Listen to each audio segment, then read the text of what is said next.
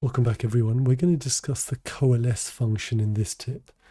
And this is one of the most useful functions you'll come across in SQL. Whenever you've got null values in a column, coalesce allows you to substitute an alternative value into that output. And this is really useful for when you're doing reports, because sometimes people don't want to see a null in a column value. They actually want to know what is the value or give it a substitute value. And coalesce allows you to do that. So for example, you see in the output on the bottom half of the screen, mobile number is null for Benjamin Jolene Booth. And you see that for William Cheryl Rees, the email address is null. Now, when you're doing a report, you want to possibly put in a substitute there. For example, with mobile number, you may want to say unavailable. And with email address, you could say no email address or unavailable value. Whatever you want to put in there as a substitute is better than having just a null value there, especially if you were producing a CSV file from these list of fields, because imagine you have a null, you'll just get 2 commas in your list of delimiters, and that would sometimes be missed. And I can demonstrate that by just running a piece of code concatenating the columns into a single value. Now, don't worry too much about the SQL at this point. The point is I'm trying to demonstrate to you the effects of having a null in your output. So for example, on the first record there, you see Benjamin Jolene Booth, you see their email address, and you see their contact type, but it's not easy to see the fact that there's actually a null there for the mobile number. It's much better to actually substitute a value in there so you know that the mobile number is missing. So how do we do that? We use something called the coalesce function, and it allows us to then substitute a value in there. So now we're going to select those columns again, but this time what we're going to say is use coalesce, and the way coalesce works is you pass it a number of arguments, and SQL will go through each of those arguments looking for the first non-null value that it comes across and uses that as your output. So if the first name was null, then it would move on to the second argument. And in our case, the second argument is a string literal of NA. So if we run this, so you see there for Benjamin Jolene Booth, we know that the mobile number was null, but in this case, what we've done is we've said use NA if the mobile number is null, and we've done this on this particular line here, right? If we wanted to change that to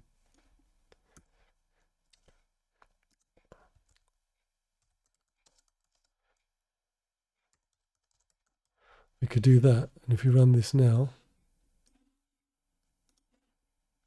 you see mobile is unknown comes up in there. And that's a much cleaner way of displaying data, especially if we wanted to produce a CSV file output, which I showed you earlier. It would be immediately obvious that there was no mobile number available for that particular contact. And you could apply that to any field in your output. So we know that there are null values, for example, in the email address. Let's look at another useful way of using the coalesce function. In this case, what we're saying is we're printing the first and last name, which we've actually set as not null in the table definition, so we know it's always going to be populated. But for the contact details, we may not always have a mobile number or an email address. So here we're using coalesce again, and you notice we've got 3 arguments here. So you can use any number of arguments, remember, as I mentioned. And what it does is it says, right, go to the first argument. Is it null? If it is, move on to the next argument available. Email address is a null. If it is, move on to the next argument. And then you see unknown being used as our final argument, which is a string literal in this case. So if both mobile number and email address are null, you'll get unknown as the output.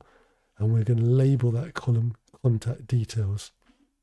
So let's run that.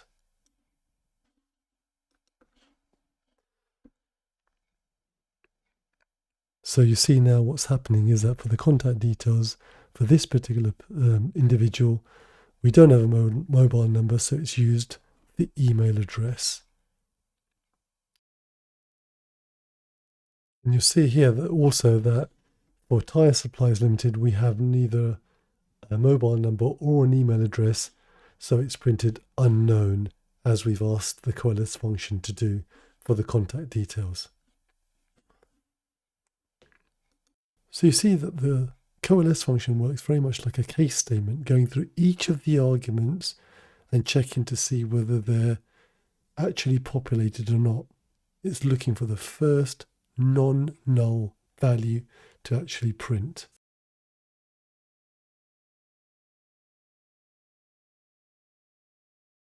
So if we were to actually produce a case statement that did the same thing, we'd get exactly the same result coming out. So in this case, we're saying when the mobile number is not null, then print it. When the email address is not null, then print it. Otherwise, use unknown. And if we were to run that, we'd get exactly the same output as we did with using the COALESCE.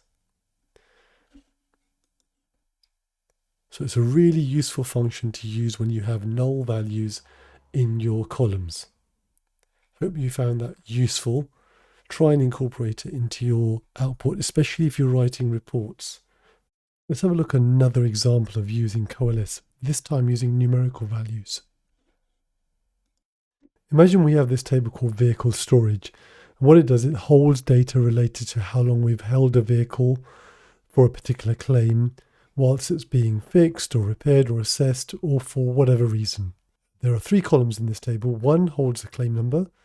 The second holds the storage days, the number of days that the vehicle is being stored for. And the third is the storage facility. We need to calculate the cost of storage for each of these claims. Now, there's going to be a minimum storage cost irrespective in this scenario. So let's use COALESCE to ensure there's a minimum charge for the storage of each claim. Okay.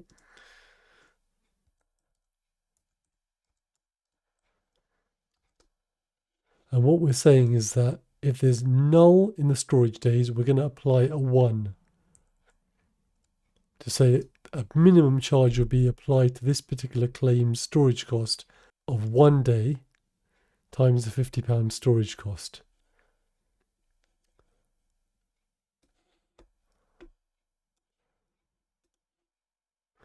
So you see what's happened here is that when the storage days is null, a 1 is applied as a default because null is not accepted, and then the cost of the daily storage is applied to that number.